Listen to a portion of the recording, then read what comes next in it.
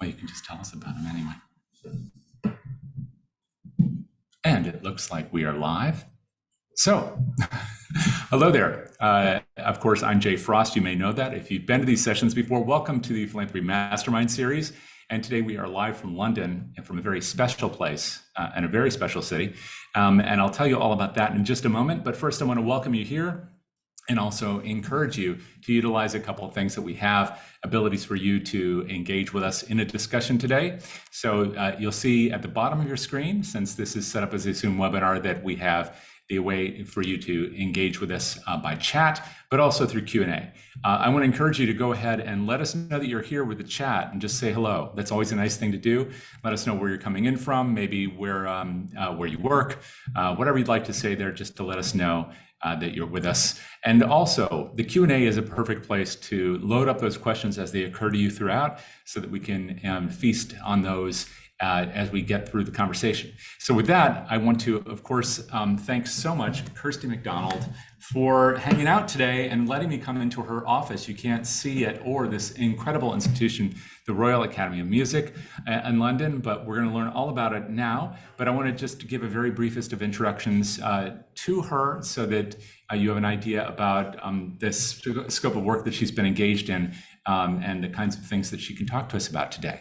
So Kirsty, just in brief, I know that you've been with so many institutions over the years, but you've done your studies in Toronto before at the undergraduate level, at Oxford for your master's, and then you've worked at a number of higher education institutions, both cultural higher education and other academic institutions, including Oxford and Cambridge, in leadership roles, before coming here to the Royal Academy of Music, which was how many years ago now? Is it 6 years ago? 6 years ago. And you're engaged in a massive effort right now, both a campaign, I believe, as well as a 200th anniversary of this institution. So first of all, thank you again so much for doing this, for talking with us. But can you tell everybody a little bit about the Royal Academy and Sure, absolutely. Well, thank you for that perfect introduction. Well, the Royal Academy of Music is, as you say, 200 years old this year. It is the oldest conservatoire in the UK. It's the second oldest in the world, behind Paris. And it's one of the top, I guess, 4 or 5, depending on how much weight you give to these rankings. They don't tend to work so well for conservatoires as they do for comprehensive universities, but we're one of the top in the world. We have about 850 students here. They come from over 50 different countries, and I'm sure we'll occasionally hear some background noise from students either starting their practicing. Teaching starts next week, but this week we have the freshers here. So we will have just had students come again from all these different countries to study. It's very competitive to get a place here. A bit like Oxford and Cambridge, you get about 10 applications per place, on average. Obviously some more for other subjects and different instruments. And we have to create a balance, because we need to be able to put on orchestral programs. So you can't have 500 flute players and a couple of cellos. You have to have a balance across all the different disciplines. So, but 10 spots or 10 applicants per spot also doesn't reflect another metric in there, I guess, which is that there's some self-selection. You don't apply to a place like this unless you've really dedicated your early life to this work. Absolutely. Now, I'd say a few things about that. One is that that can exclude a lot of people who have a lot of talent. And we're very, very focused right now on trying to open up the possibilities for students who didn't start playing the piano at 4.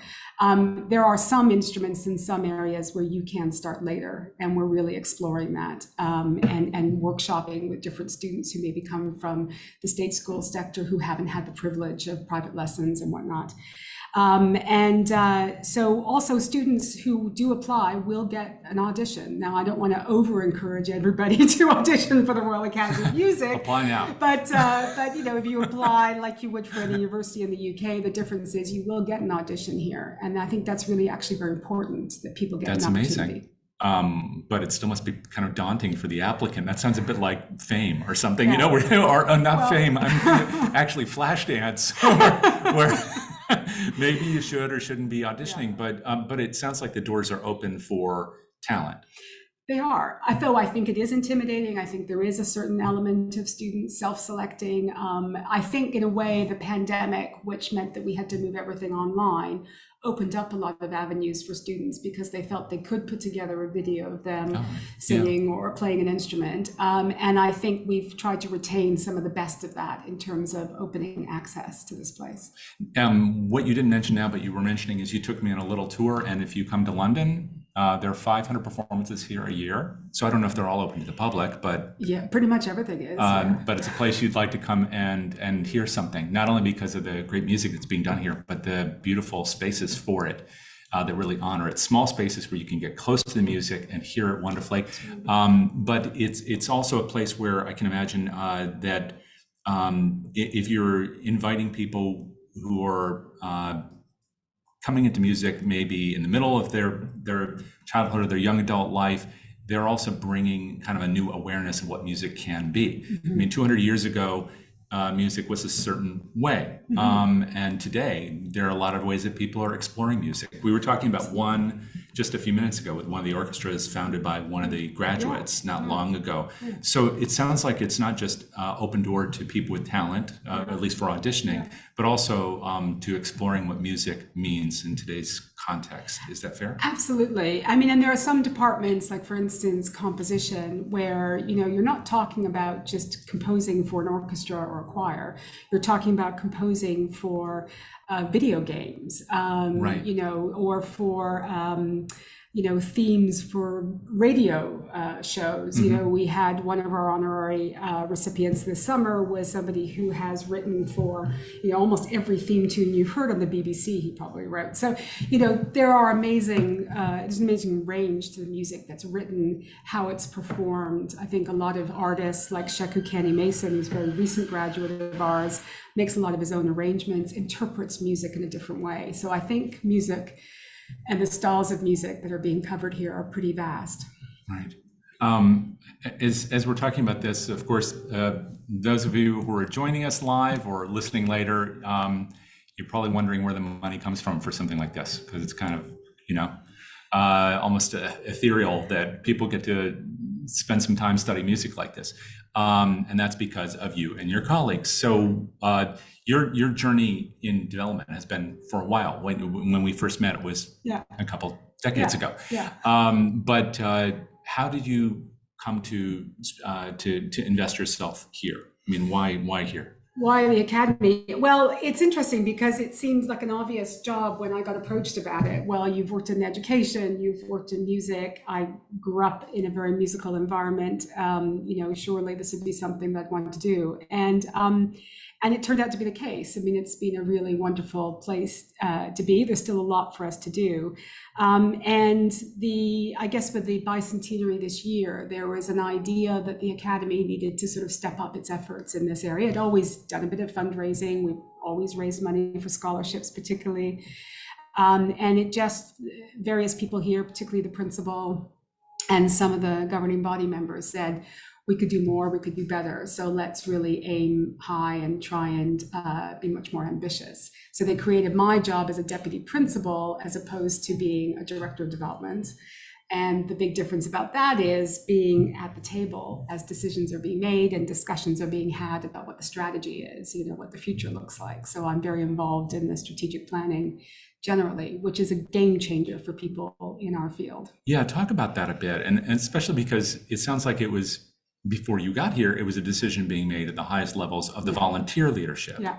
So how did they come to that decision? Why is that important? And how can other places strive to get there, where maybe that inspiration isn't yet there? Well, you know, it always comes down to people, doesn't it? And one of our governing body members is a Cambridge graduate. And so he's seen the incredible example of Cambridge, like a lot of other universities in the UK over the last 10, 20 years. Have really raised their game in terms of fundraising. And so we'd heard about a lot of this. And then he basically decided to take it upon himself to do the research, to figure out what was involved in this philanthropy thing. What did it look like? And he hadn't even personally done a lot. It was new to him. And he's become our biggest champion because he just completely immersed himself in this. And he sort of wrote this paper that any of us who've been doing this for years would have written. It had all the right elements. You need a good case for support. You need to identify potential donors. You need to steward them. It was brilliant. And he took that to the principal. And the principal said, yes, of course, this is exactly what we should do. And then the two of them basically got everybody on board. What did everybody, when you say everybody was on board, was that a process, or did they, because it was led by these people, were they just ready to, because part of it is giving, right? Yeah. That's the question we always ask Absolutely. on the consulting side is, Yeah. what percentage of your board give? Are they giving at the highest level? Yeah. So were these things already happening? Or So this is the perfect question, and we didn't talk about this in advance, but this is the perfect question, Jay, because this particular member of governing body said, and you know what, to make this happen, I'm going to underwrite the costs of setting up this new enterprise. And I'm going to do that for 2 years. And if you don't raise the money, I'm going to pay you the money. I'm going to cover all the costs. If you do raise the money, I won't. So on that basis, the governing body said, right, well, there's no risk to us. Let's do it. He's going to pay all the bills. We're going to hire the best people. For the first time ever, I was brought into a job where I was told, okay, what do you need? And I inherited a couple of people, some of whom stayed, some of whom didn't, but I was then basically given carte blanche to set things up. That's fantastic. I mean, the idea that you had that seed money, but that it was structured in such a way that if you raised the money, then that gift was still going to be coming to you, and it could just be applied to something else. Well, and that's exactly what happened. Yes. And in the end, we raised the money, we did really well, and he gave us even more money. Right. So it was a win-win. Wow.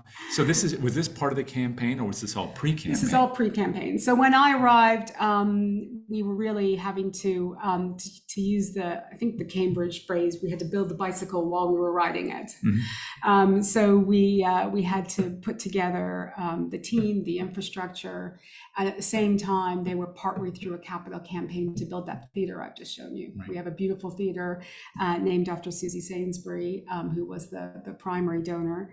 And we had to raise other money from a whole range of individuals and trusts and foundations.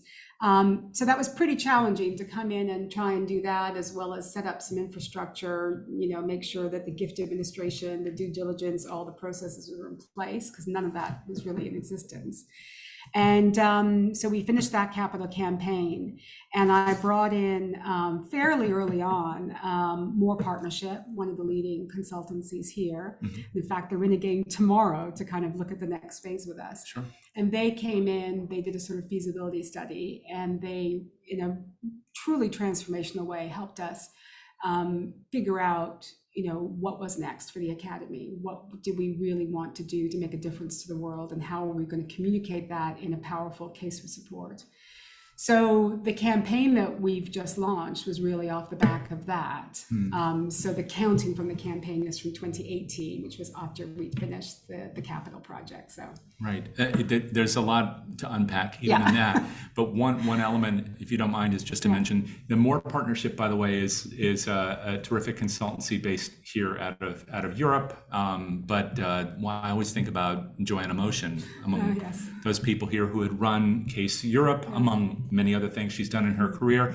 But it speaks to something else, which is, and this is not to be self-serving, it's to figure out where consultants fit in the mix. You have a tremendous amount of experience. You had people here who did, and it sounds like you probably brought on others who did. And then you had a board that was active, engaged, and then writing white papers and giving money for investment. So it's all this beautiful package. But that doesn't necessarily mean, I guess, that you felt you had all the answers, or that you wanted some additional information or response. And so you went to a consultancy that you trusted, and you hired them to do that thing, not all things, but the thing that would help you. So was that a process also to say, do we need or do we not need a consultant? What do they do or not do? How much do we invest in that versus invest in ourselves? How did you figure that out? Yeah, well, it's a very good question. I mean, we felt that we probably needed somebody who was going to be kind of neutral in all of this, and I think that's where the consultants are very helpful, because they come in with no agenda. It doesn't make any difference to them whether you have a campaign or don't, whether you raise 10 million or 100 million. Maybe it does. In the scheme of things, they like to say they've supported successful places, but they really had no skin in the game, I suppose. And they basically said, we'll go out and speak to the people, and we didn't have big lists of people at this point because it had been such an underdeveloped fundraising so there was program. it wasn't like you came in and there was Oh, Razor's Edge and 100,000 There was people. Razor's Edge, but there was nothing on it. So, well, no, very little. Wow, that so is we've had scary. to build up all of that. Okay. I mean, there was a very small fundraising program raising about $1.5 million a year. So the alumni also weren't engaged in giving. No, and of course our alumni, because they're musicians for the most part, professional musicians, they may or may not feel able to give. I mean, we have raised money from alumni, Sure. some very famous ones like Elton John, of course. But, a lot of alumni don't really feel able to give. But increasingly, of course, older alumni and legacy gifts are becoming pretty common. But we don't really rely on our alumni for fundraising. We really are relying on people who love music and care about the future of music. Right. I just want to make sure that our sound is coming through okay, and I guess it is, or else somebody would tell us otherwise. Just checking the chat for that. Yeah. I did want to make sure that we didn't let Elton John off the hook so easily. So you showed me a room a few minutes ago that had an organ in it. Yes. This beautiful organ. So there's a film that's been out in the last year about Elton John, Rocket Man. If you haven't seen it, it can be fun to watch and then think about in this context. So talk about that relationship with Elton John in a couple contexts. Not because he's famous, but because he's a person who did well. Let's just assume we don't know who he is. Yeah. And he was still connected to the school, even though it sounds like there wasn't a development or advancement program before you were here that developed a long-term relationship with a person like that who had been successful, so that he would be giving along the path. And then by the time you invited him to do something like give an organ or give a hall, that he would be understanding of what that meant.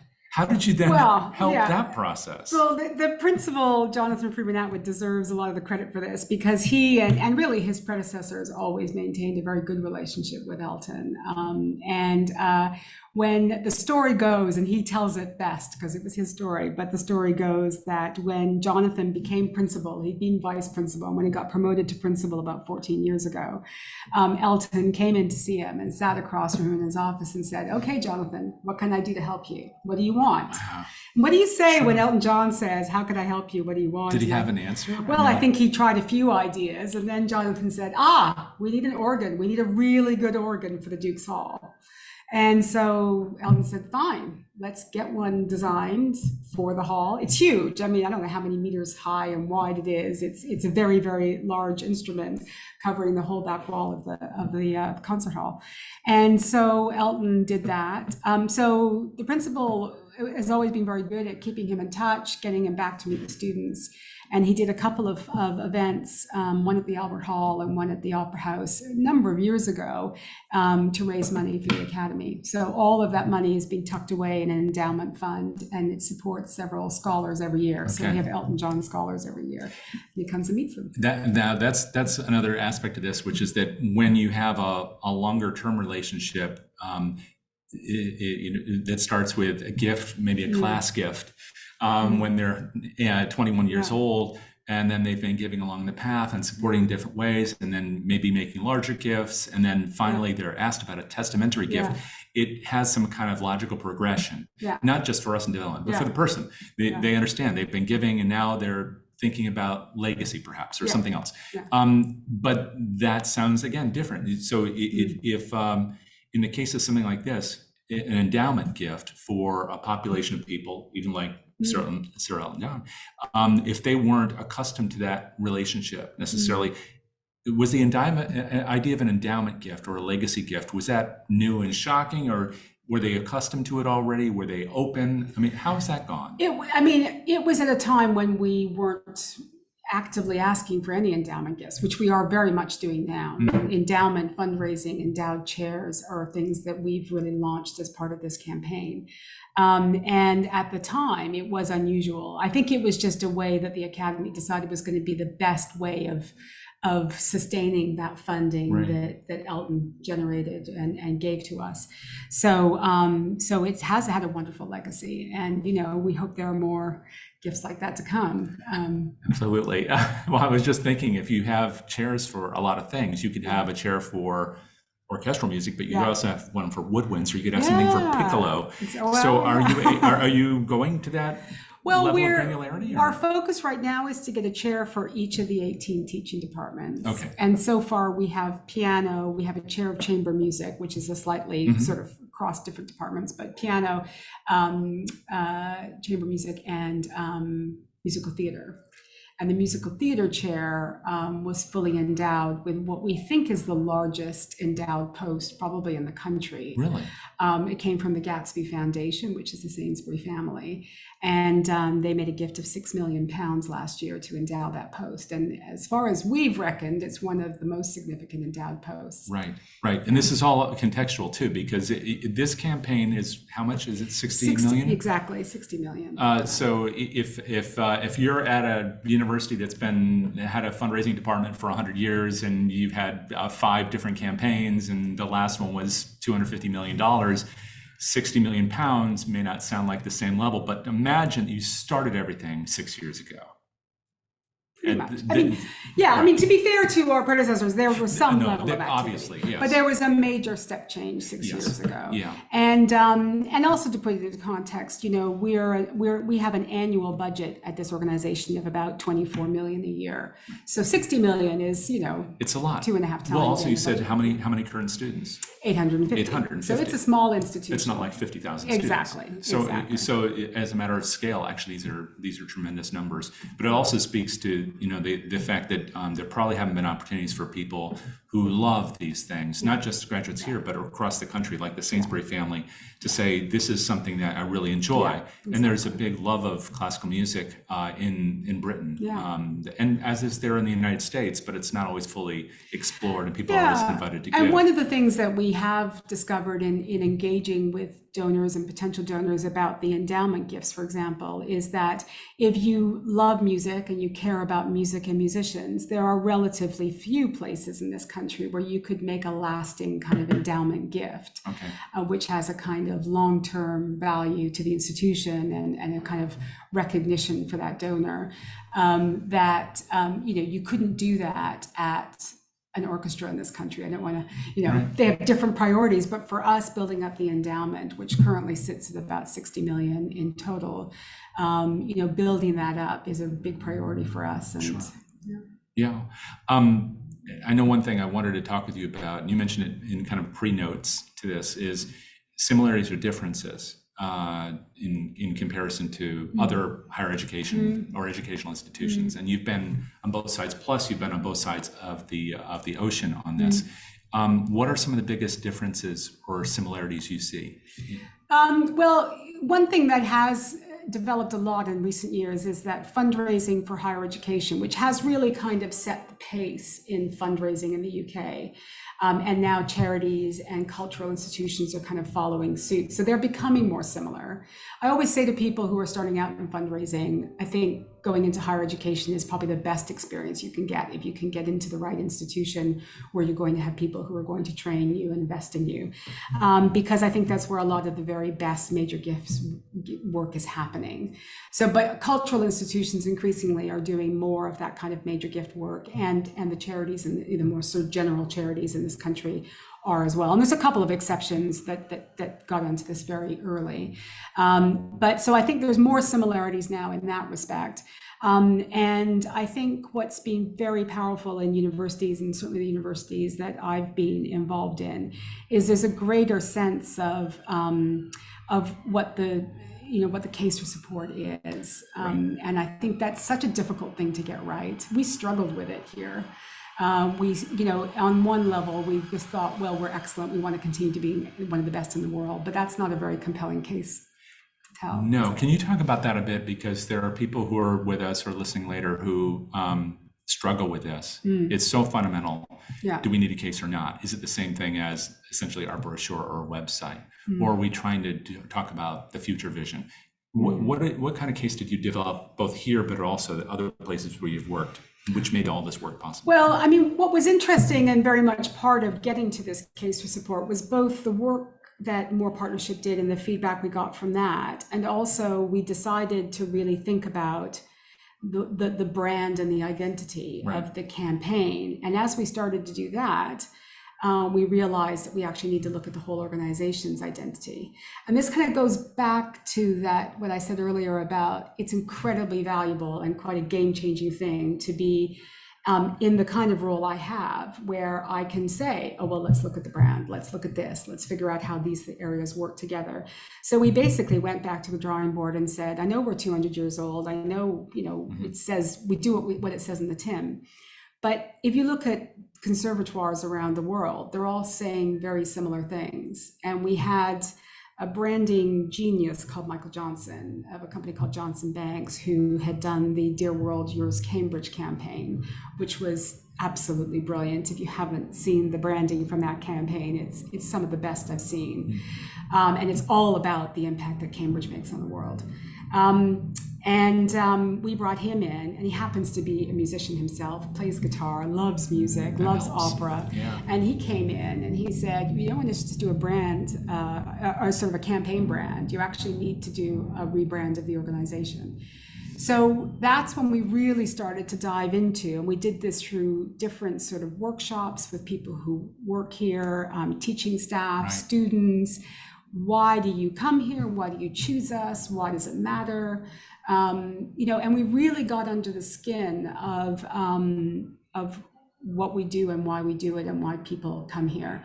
So all of our branding material, which is reflected in the website, and all the material around the campaign, and the campaign's called the Royal Academy of Music's Future. So we've kind of owned the future of music, if we like to think we do. So really Michael helped us figure out what the message needed to be, and then we developed out of that. In the end, ultimately, we internally, and particularly one of my colleagues, Matthew Ross, who might be listening, or will maybe later if he's too busy working. Matthew is a brilliant writer, really wrote up what became our case for support. And it just made it much clearer about impact and about, it just really succinct. And it gave us a good story. And then that's kind of infiltrated everything. I have to ask you if there was, and I'm not trying to be provocative, I'm just curious, if there was pushback in any quarter. Because when you do have 200 years of history, you're bound to have some people who say, no, it was like this. And we talked before, I went to a school with a lot of musicians in it, and they were very attached to things like what people wore, because they used to wear blue corduroys and blue shirts. This was the back when the school was founded in 1929. So if you make a subtle change like that, even if it doesn't impact what you're what you're playing on the stage or what you're teaching in the classroom, it can sometimes cause people to have this kind of identity crisis. So when you were working on that and the case for support, did some people say, no, we're really not like that at all, we're really like the past, or we really got to change because the past was no good? I mean, how did you get those ideas to come together? Well, I mean, a big part of it was that, when Michael was doing these sessions with people, I think it opened up a lot of eyes, because when you line up what all the conservatoires around the world, whether it's Juilliard or Vienna or Helsinki, they all were saying the same things. And as he always said, and it was a pretty funny line, particularly when he delivered it, was, they are all doing it with the same photographs of the same kids doing the same sort of things. It's almost identical. And I think a lot of people thought, oh my God, I hadn't realized that. Right. But we are all saying the same thing, or the Royal College down the street, it's all the same thing in the same way. So I think there was broadly an acceptance that we needed to do something different. We wanted to be distinctive. But yes, there were people who we kind of made a bit of I guess the most radical thing was we have a royal crest, of course. We're allowed to use that as a royal institution, and we kind of shrank that and shoved it over, because actually, yes, it's an important part of our identity, but we did want to have something that was going to, a lot of our material has to speak to that 16-year-old, 17-year-old who might want to come here. They're not looking for a royal crest. They're looking for... No, some of them might be. And maybe. For some of them, and we still... And maybe their parents, too. Exactly. So it's very difficult to be all things to all people, of course. But we certainly, it was all about saying something more distinctive and also something more meaningful. One of the things we discovered in doing some of the workshops was, students kind of choose us as much as we choose them. They have a lot of these students have a lot of choices because they are the best of the best. Sure. And all the conservatoires would like the Kenny Mason family to come and study. Of course, they all fight over them. But why do they choose us? And, we really got to grips with They choose us because of the people they'll study with, and because of the atmosphere and the culture here. And I hope that when you walked in the door earlier, Jay, you kind of get that feeling. It's actually a really happy, vibrant place. Right. No, I agree. Although I've seen if there's a similarity between other conservatories, I've seen some of that too. But it's not absolutely. it's not universal. It's not universal. And so there must be a decision that you made and that you make every day that you want to have a certain kind of place where people can feel that way. Absolutely. And I think one of the things that came through, and we did a very good campaign video with Michael Johnson, which is available on YouTube and our website. And it actually starts off with people making mistakes. And there was a little bit of controversy around that. But, our response to that was, this is a teaching institution. This isn't just about yes, we could fill the place with students who are already perfect. But that's not the point. The point is to find talent, to develop it, to make them even better than they were when they arrived here. Yeah.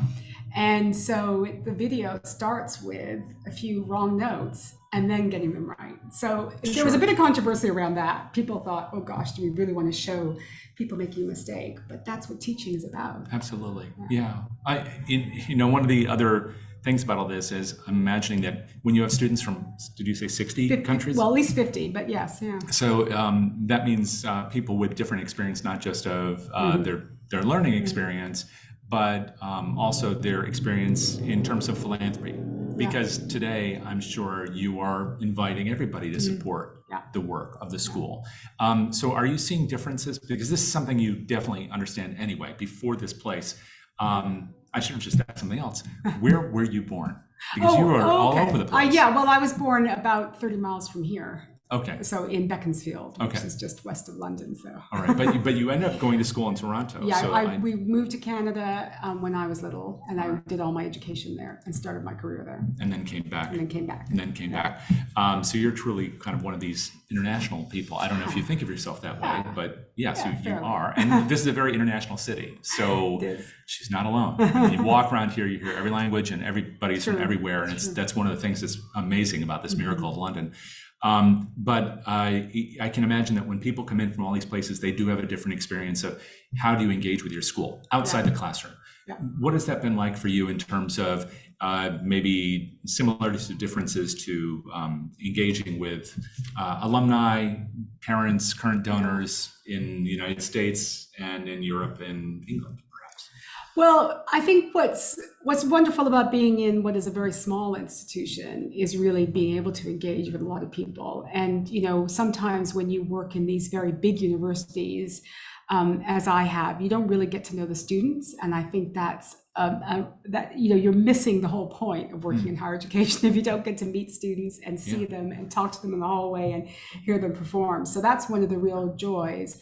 And in terms of, we have about 16,000 alumni in total, and they're spread all over the world and in relatively small numbers in different places. So we have a phenomenally difficult job trying to engage alumni. In a way, the pandemic sort of helped in that we started to do a lot more online, things like this. And we did more sessions to help alumni, weather the storm during the pandemic, or to talk to parents, which we'd never done before, of students, just to kind of tell them what was going on at the academy while their kids were here and the parent was in Beijing or whatever. So is that what you mean? It's kind of the different communities. But I hadn't thought about it from that lens of what we've all been experiencing the last couple of years. And so will you continue to pursue that opportunity? I was just saying to somebody the other day, we've sort of let it all slide because we've all been back in person. As a music making organization, we were allowed back in person like a year ago or something. So we've kind of been back to what is almost normal. Feeling more normal now than even a few months ago. So I think I'm sure somebody from the team will either listen to this later or be listening now. Action point for us guys is to actually think again about how we keep up some of that digital communication. We are doing something we have a lot of people who support scholarships at the Academy in different ways. And we used to do a printed publication this year. And actually last year we did a video because of the pandemic. Well, this year we're going to do a video game because guess what? It's a lot more engaging than a piece of paper. Okay. So I think we've learned some lessons from that. But we also, during the pandemic, because we weren't able to see people and they weren't coming in for live performances, which is, why they are involved. It was a bit of a struggle, but we did various interviews, a bit like we're doing now. And we did a little bit of online stuff, but the real joy of that was the students recording and uploading their own material. And we did a campaign, hashtag Ram Plays On, and that reached 5 million people in the first few months of the pandemic. That's wonderful. We have 300 people in the concert hall in normal times, but during the pandemic, millions of people heard. And that doesn't count the audiences that some of our students, like Shaku Kenny Mason and his siblings, they had millions and millions of people throughout the pandemic listening to their music and engaging with them and learning about them as a family. So it has, I think, really progressed all of our abilities to do more things digitally. So we have to keep that up.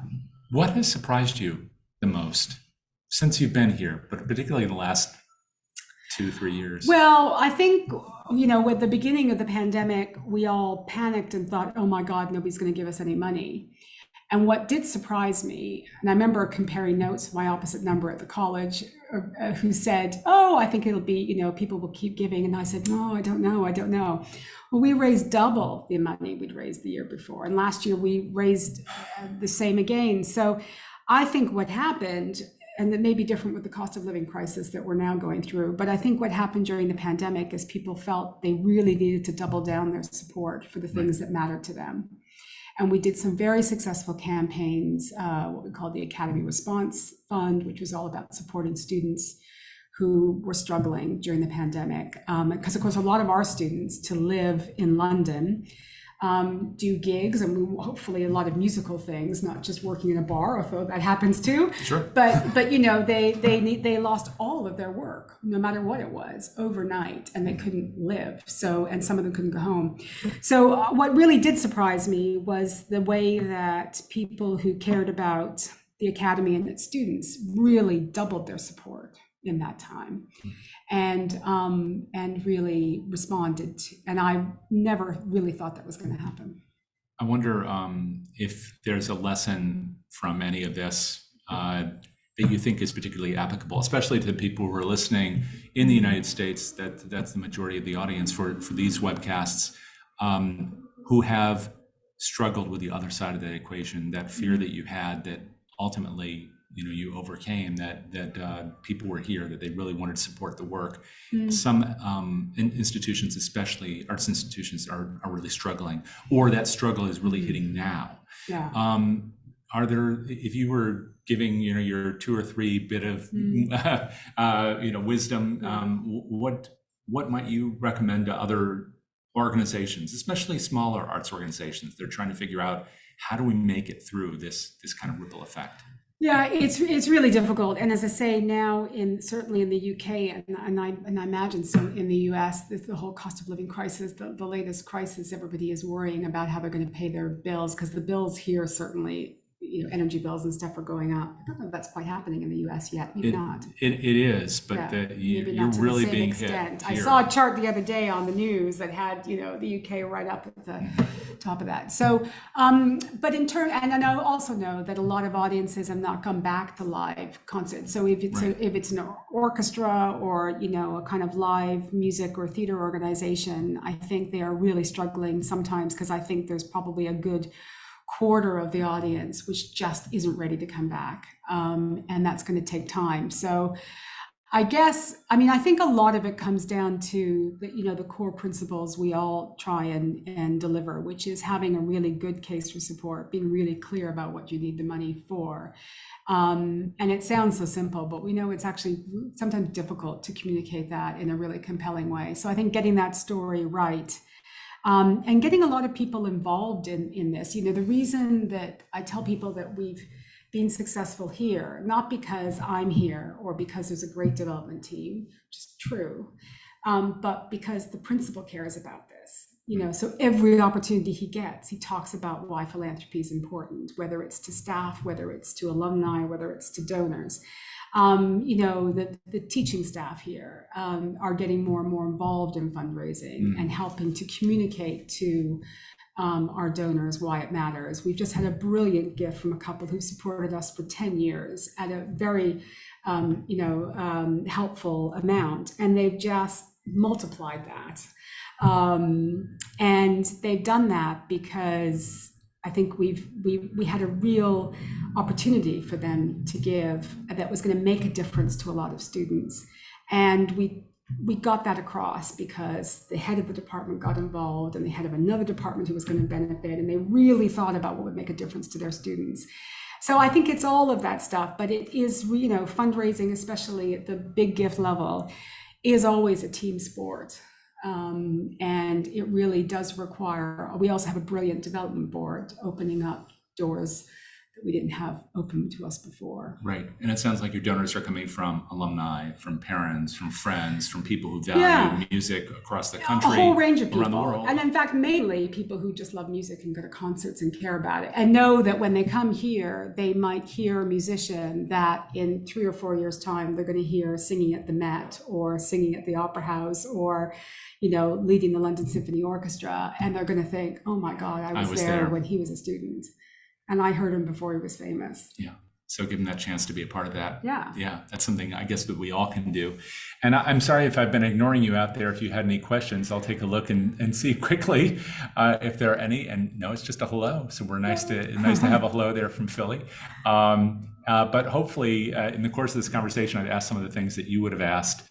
But if people want to learn more about the work here, how can people do that and follow it? Because some of these concerts, I hope they can hear something. Absolutely. Well, we do have a lot of material online and all the different social media platforms. And I think we're about to go onto TikTok even for anybody who, I'd have to join it for me to be able to follow it. It's easy. So we do quite a lot on social media, quite a lot on our website.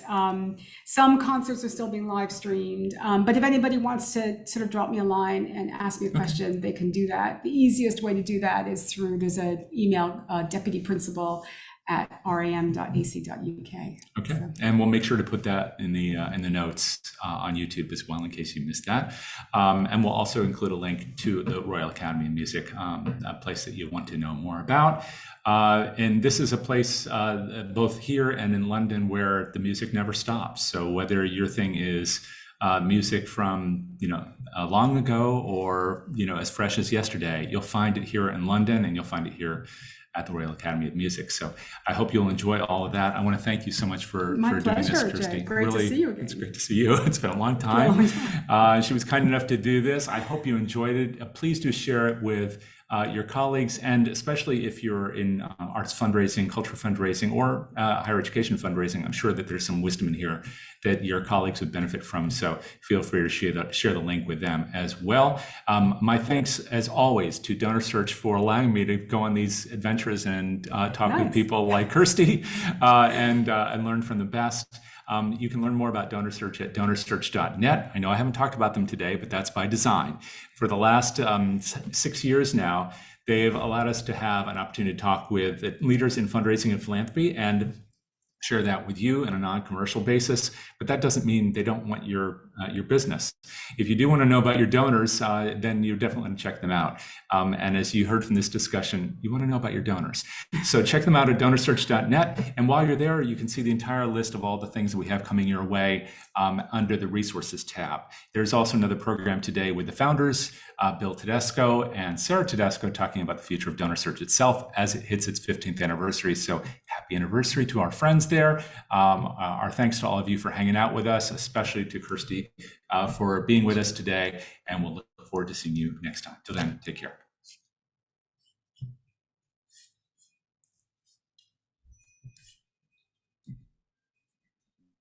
Figure out how to close it today. There we go.